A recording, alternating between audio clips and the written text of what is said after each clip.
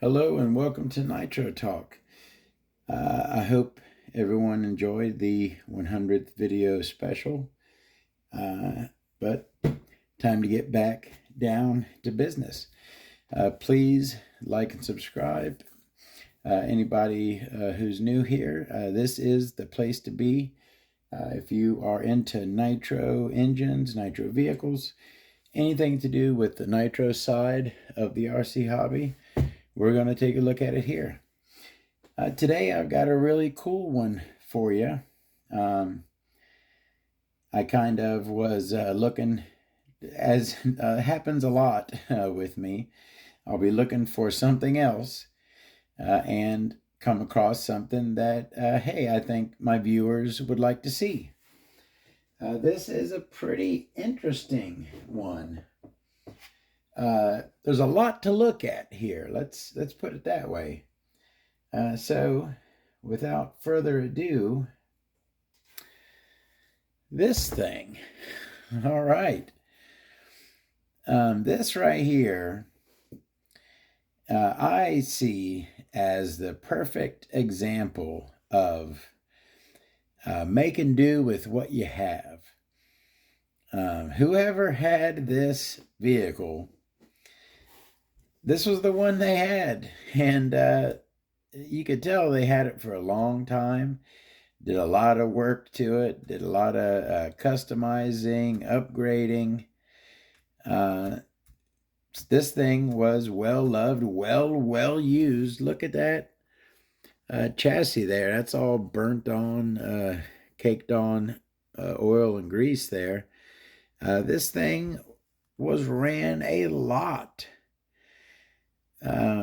And the first thing you see is that huge brace right there they put on it. I don't know what the deal is with that.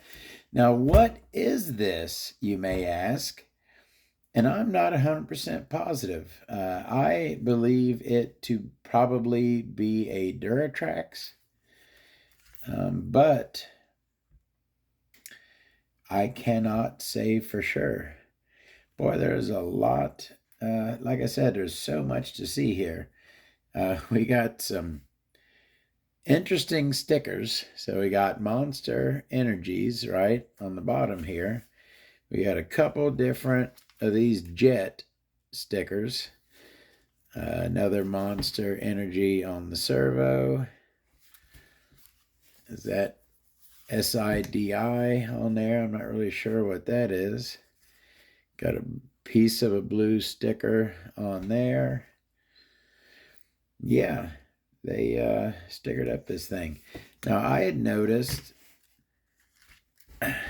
are these arms painted like a dark red or purple? It's kind of, yeah, it's almost purple, depending on how the light hits it. It's clearly paint on there. They were painted a very similar color to the color they are, but I guess it's like a purple-ish color. They painted those arms. The other thing I noticed, this is certainly not a four-wheel drive vehicle, right? This is certainly a two-wheel drive vehicle, but the front end setup here is from a four-wheel drive. You see in here, you have axles, no drive shafts. So this was never four-wheel drive. So this front setup came off of something else. These shock towers are super thick. You know, they looked almost like metal, but then now I've realized that they're painted, and we even got some nice paint wrinkles in there. Decent shocks on it. They are different sizes, front and rear. Got a little bit smaller pair there in the front, a little bit larger pair there in the rear, but they are all the purple aluminum. These rear ones have some interesting pink-ish ball ends on them.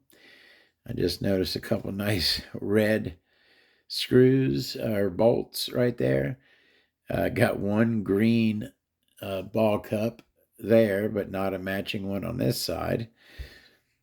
They got some nice long green pulls on their body clips.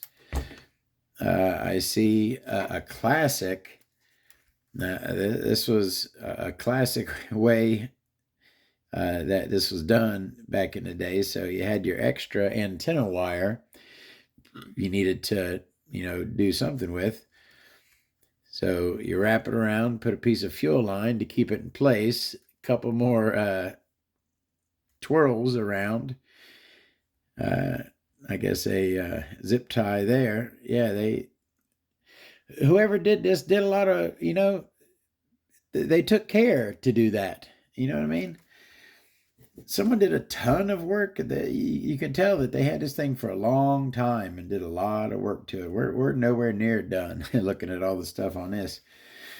It's got a metal spur gear, lightened, like certainly an aftermarket spur. Oop, sorry, I'm looking at what you're looking at. Certainly an aftermarket spur gear. And I just noticed a very unique. All right, so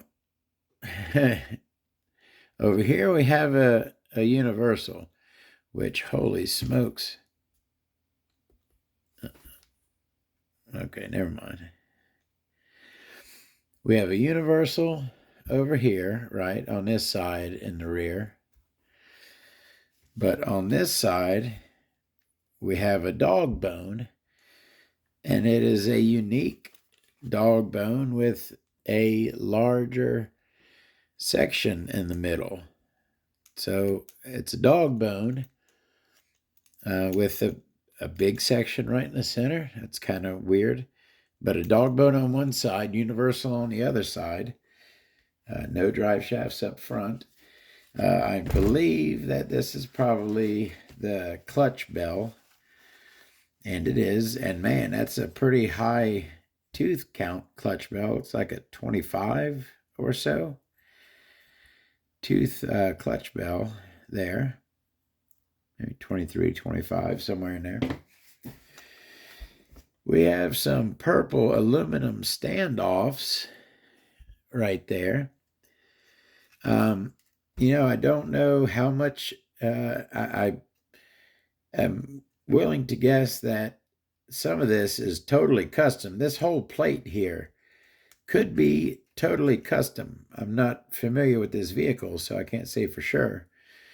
But is it just one front and one rear? Yeah, it looks like just those two standoffs holding this receiver plate, I guess you call it, in place. Switch is mounted there. Got a 94102 Airtronics servo in there with a blue servo horn. This is an old high-tech receiver in here, FM channel 77. What kind of, looks like we got, that is a knockoff Futaba S3003. It just says servo S3003. That is not a real Futaba. Doesn't say Futaba either, so I guess it's not trying to be. What more do we know? There's that huge chassis brace there that they put on. Looks like it's mounted on to this radio tray, and then it goes straight back to the shock tower right there. That's what it's mounted on. The tank is kind of unique. Got an angle on this side. And also that handle there is a little bit unique, like that. Got turnbuckles all around on this thing. And oh, wow. What are those? Those are unique. So, got a turnbuckle down here with an adjusting section in the center, right, to put your turnbuckle wrench on.